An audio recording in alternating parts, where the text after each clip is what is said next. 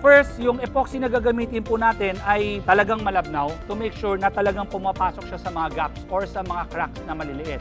Second, once fully cured, it will cure up to 12,000 PSI. So kung gumamit tayo ng mga medyo malalapot at hindi talaga fit for crack injection, baka hindi po umabot sa ilalim yung product natin. So hindi magkakaroon ng bonding sa ilalim ng slab. Ito si Confix IJ, as you can see, meron siyang hose and then meron siyang mga copper tubes.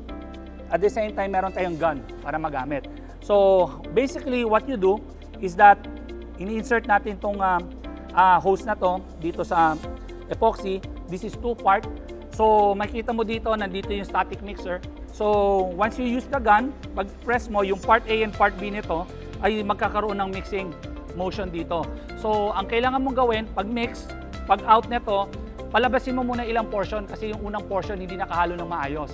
Do a straight cut dito and then do a drill and then ipapasok natin yung copper tube up to 25 mm. Maglalagay naman tayo ng medyo mas malapot na epoxy para yun yung magsasara. And then pag pump natin yun para hindi lumabas yung epoxy.